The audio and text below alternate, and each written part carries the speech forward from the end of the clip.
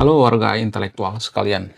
Baru-baru ini, secara mengejutkan, Donald Trump mengirim pasukan khusus untuk membela umat Kristen yang ada di Nigeria, guys. Wow, luar biasa.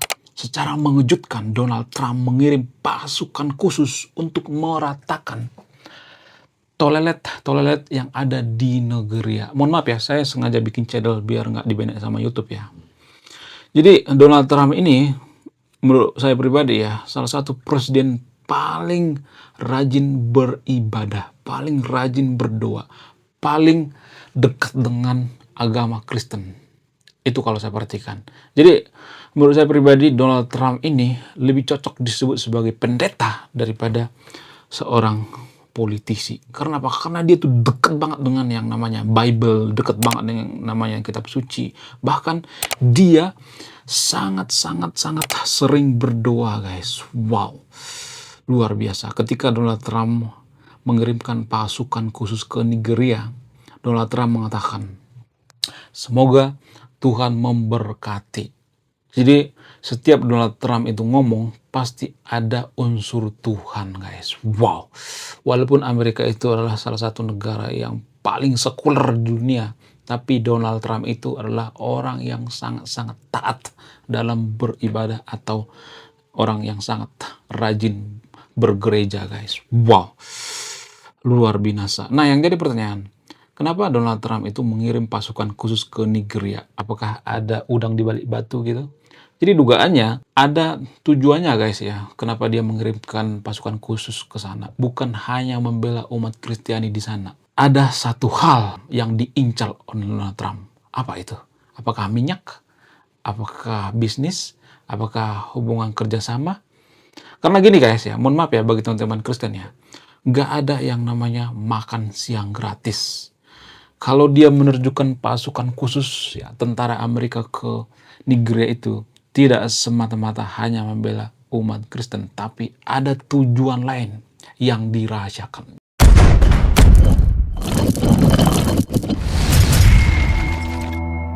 Konflik antara umat Kristiani dengan umat Islam di negeri ini sebenarnya sudah sangat lama, guys ya, sangat berkepanjangan. Jadi kalau menurut saya pribadi ya, kenapa mereka ini konflik? Gini guys ya, mohon maaf ya bagi yang nonton videonya, bagi teman-teman Muslim, bagi teman-teman Kristen ya, saya tidak memojokkan agama tertentu di sini ya, saya tidak berpihak pada agama tertentu ya.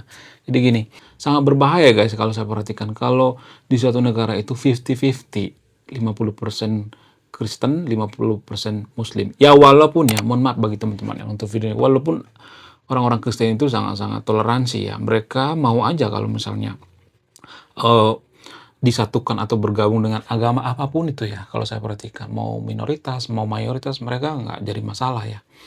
Tapi ya lain hal ya kalau saya perhatikan agama mayoritas di Konoha itu, mereka biasanya kalau saya perhatikan itu tidak suka ya mereka itu jadi minoritas ya, biasanya seperti itu, nggak semuanya tapi ya, disclaimer on ya.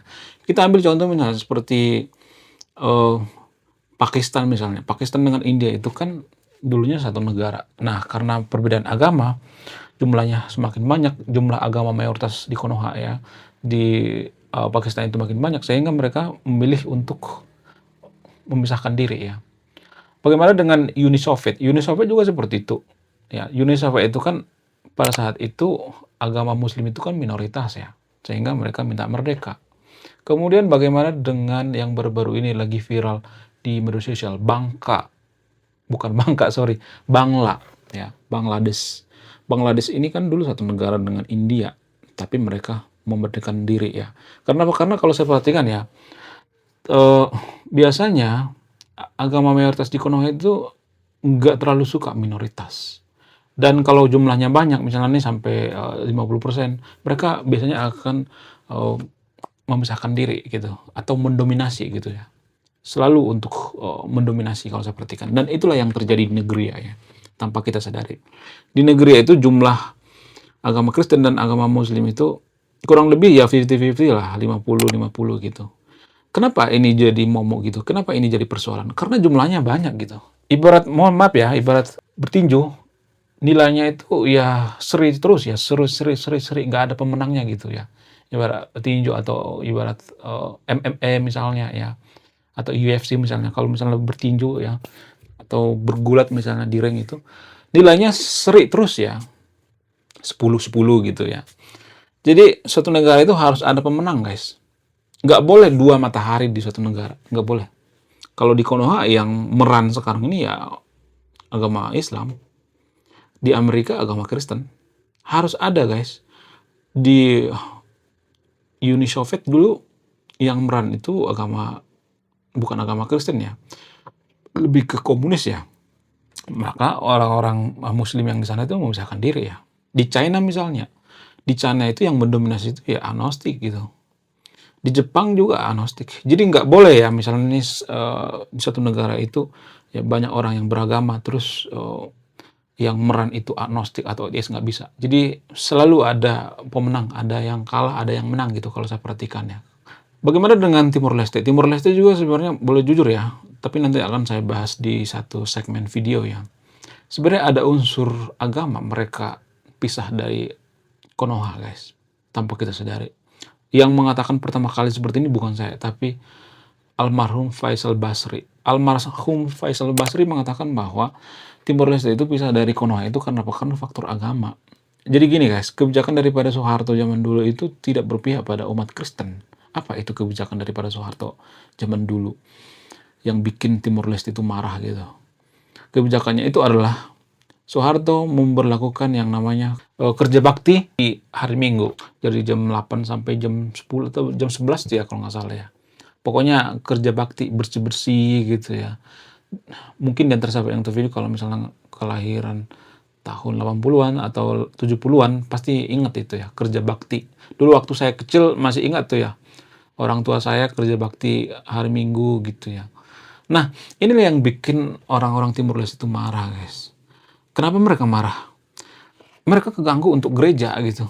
Gereja pagi mereka keganggu. Jadi kebijakan daripada Pak Soeharto ini nggak mementingkan minoritas. Mereka marah gitu. Jadi ada faktor daripada agama, guys. Jangan menutup kemungkinan ya. Yang mengatakan seperti ini pertama kali bukan saya, tapi ya seorang ekonom yang sangat terkenal di Konoha, yaitu almarhum Faisal Basri, guys. Jadi sama halnya dengan di Nigeria. Kenapa Nigeria ini kotok-kotokan? Ya karena jumlahnya di sana imbang. Kurang lebih 60-40% ya. Bahaya sekali, guys, kalau jumlahnya itu berimbang. Catat kata-kata saya. Kalau di Konoha itu nanti umat Kristiani sampai 40-50%, pasti akan bubar, guys. Catat kata saya. Beneran. Ya kalau nonis itu di Konoha itu nanti 50 sama 50 lah gitu ya. 50 muslim, 50 nonis, maka akan terbentuk dua negara gitu ya. Negara nonis dengan negara Islam. Catat kata-kata saya. Kalau misalnya itu terjadi ya, tapi saya tidak saya tidak memprovokasi Anda untuk pisah dari Konoha ya. Saya tidak memprovokasi Anda ya. Ya walaupun ya Timor Leste itu sekarang jauh lebih maju daripada Konoha kalau saya perhatikan, perobatan gratis ya, kemudian pajak gratis ya, nggak semua pajak gede ya, pajak mobil cuma ratusan ribu, guys ya, sementara di Konoha kan jutaan ya. Kemudian lansia dibiayain gitu, fakir miskin dikasih makan gitu ya. Sementara warga Konoha itu kan mengatakan bahwa Timor Leste itu minta balik lagi ke Konoha, minta balik lagi ke Indonesia. Enggak, itu enggak benar, guys. Itu propaganda. Pada faktanya, Timor Leste itu tidak pernah mau balik ke Indonesia. Karena mereka lebih maju kalau saya perhatikan. Bukan maju secara gedung ya. Jadi kita itu berpikir bahwa maju itu secara gedung, enggak. Timor Leste itu ya bayangkan perobatan gratis ya, kemudian ya pendidikan gratis ya, lansia dibiayai, kalau ada orang yang kelaparan dikasih makan gitu. Itu sebenarnya impian suatu negara, guys. Tapi disclaimer orang ya, saya tidak memprovokasi yang nonton video untuk pindah dari Konoha ya, atau pisah dari Konoha, enggak. Walaupun negara yang lepas dari Konoha itu jauh lebih maju. Karena apa? Karena tidak ada yang namanya korupsi ya. Jadi pejabat-pejabat di pusat nggak ada makanin duit dari daerah gitu ya. Jadi pajak mereka itu diputar di situ ya. Jadi menurut saya itu sangat luar biasa sekali ya. Sangat luar biasa sekali kalau misalnya nih Konoha itu misalnya ya saya tidak memprovokasi untuk memisahkan diri dari Konoha ya, misalnya nih ya dibagi dua ya antara negara Islam dengan negara nonis gitu. Jadi kita akan lihat siapa yang lebih maju gitu ya, apakah nonis lebih maju, apa Islam lebih maju ya. Jadi jangan cemburu dulu ya, teman-teman muslim jangan cemburu gitu, jangan marah-marah dulu, oh kamu memprovokasi, enggak. Ya, karena saya melihat Timor Leste ya, akhir-akhir ini saya fokus meneliti kehidupan orang-orang Timor Leste. Kenapa? Karena berbanding terbalik gitu ya, yang dipropagandakan oleh konten kreator di Konoha. Ya, Timor Leste miskin, ya, Timor Leste menyesal pindah dari Konoha. Enggak guys, gimana mau menyesal, coba orang mereka dibiayain kok hidupnya, ya. Itu faktanya, itu datanya. Bahkan ya indeks korupsi ya Timor Leste itu jauh lebih bersih daripada korupsi daripada Konoha. Itu fakta guys. Ya, saya tidak memprovokasi yang untuk pindah dari Konoha atau pisah dari Konoha ya, tapi itu kalau saya perhatikan. Jadi kalau di satu negara itu ya, kita kembali ke negeri ya. Kalau di satu negara itu misalnya ya 50-50, 50-50 gitu, 50 Kristen, 50 Islam, akan gotok-gotokan terus ya, karena nilainya sama gitu ya. Ibarat main tinju itu ya nilainya sama. Jadi harus ada pemenang gitu, harus ada yang meran gitu, harus ada penguasa gitu. Karena di suatu negara itu nggak bisa dua matahari, nggak bisa. Nggak bisa guys. Ya, kalau ada dua matahari ya ribut terus, berantem terus. Itulah yang terjadi di negeri ya guys. Kemudian Donald Trump mengirim pasukan khusus di sana nggak hanya ujuk-ujuk membantu umat Kristen yang ada di sana ya. Ya Donald Trump juga orang yang sangat beragama ya, tapi keputusan dia kan nggak boleh sembarangan ya, harus disetujui oleh parlementer di sana ya, harus disetujui oleh senator-senator di sana ya, harus disetujui oleh DPR di Amerika. Sehingga Donald Trump itu mengirim pasukan khusus untuk meratakan toilet yang ada di negeri ya, yang bertikat dengan umat Kristen yang ada di negeri ya. Tujuannya apa? Tujuannya mengamankan, selain berpihak pada umat Kristen, mengamankan yang namanya perusahaan bernama Chevron. Jadi Chevron ini kan bergerak di bidang minyak ya. Amerika punya dealan dengan Nigeria ya. Mereka punya deal-dealan untuk kerjasama minyak gitu ya. Minyak yang ada di Nigeria itu diekspor ke Amerika. Kemudian mereka juga bekerja sama dalam bidang teknologi ya. Kemudian bagian digital ya, ekonomi digital ya. Kemudian pertanian ya. Ada banyak kerjasama antara Amerika dengan Nigeria. Sebenarnya kerjasama daripada Nigeria dengan Amerika ini sudah berlangsung lama guys, semenjak tahun 1970-an ya. Ya, ketika Nigeria merdeka, mereka langsung menjalin kerjasama dengan Amerika. Namun akhir-akhir ini Nigeria itu gencar-gencarnya bekerjasama dengan Amerika. Tujuan saya gini guys, ya maksudnya gini, tujuan daripada Amerika itu ya sebenarnya melindungi umat Kristen sekaligus ya. Jadi seperti menyelam sambil minum air ya. Dan Nigeria juga sengaja, kalau saya perhatikan ya, sengaja mendekatkan diri dengan Amerika, sengaja bekerja sama dengan Amerika. Ya mereka bekerja sama di segala bidang gitu. Sengaja mepet terhadap Amerika. Tujuan mereka apa? Biar mereka dapat yang namanya perlindungan gitu ya, perlindungan daripada Amerika. Dan ini yang bikin ya umat Muslim yang ada di Nigeria itu nggak suka gitu ya dengan umat Kristen yang ada di Nigeria, karena umat Kristen yang itu cenderung ya mendekatkan diri dengan Amerika, sementara umat Muslim itu enggak. Amerika itu laknat ya, Amerika itu jolim ya, Amerika itu sesat gitu ya. Jadi banyak warga Konoha kan yang seperti itu ya, sama seperti di Nigeria juga. Kenapa mereka dendam terhadap Amerika? Karena konflik yang ada di Irak zaman dulu ya, membunuh yang namanya Saddam Hussein ya. Amerika lah ya yang dikambing hitamkan memburu yang namanya Saddam Hussein. Nah yang jadi pertanyaan, gini guys, kalau misalnya nih warga Konoha itu membenci yang namanya Amerika, membenci setengah mati ya karena kejadian yang terjadi di Irak. Nah yang jadi pertanyaan, sebenarnya kan yang menghukum Saddam Hussein itu kan bukan Amerika ya, tapi orang-orang Irak itu sendiri ya. Yang memvonis hukumannya itu kan orang Irak sendiri ya, bukan Amerika. Amerika itu hanya melacak gitu ya, mencari gitu ya. Hanya minta tolong pasukannya gitu ya, mencari ya di mana keberadaan daripada Saddam Hussein ya. Itu artinya berarti ya orang-orang Irak itu sendiri ada yang menginginkan bahwa Saddam Hussein ini harus diadili gitu. Itu kalau kita berpikir secara rasional gitu, kalau berpikir jujur. Tapi kan warga Konoha kan nggak suka orang yang jujur gitu. Pahit guys, ya kalau kita berpikir jujur. Jadi gini, orang-orang Irak itu sebenarnya ada yang nggak suka dengan Saddam Hussein. Jadi jangan salahkan Amerika gitu. Kalau mereka minta tolong Amerika untuk melacak Saddam Hussein gitu, untuk mencari Saddam Hussein sampai ke persembunyian, jangan menyalahkan Amerika. Salahkan orang Irak itu sendiri, salahkan orang Irak itu sendiri. Kenapa mereka gotok-gotokan gitu? Kenapa mereka mau diadu domba gitu? Kan itu yang jadi permasalahannya. Sama seperti Konoha misalnya. Kenapa kita diadu domba oleh Belanda? Karena kita bodoh.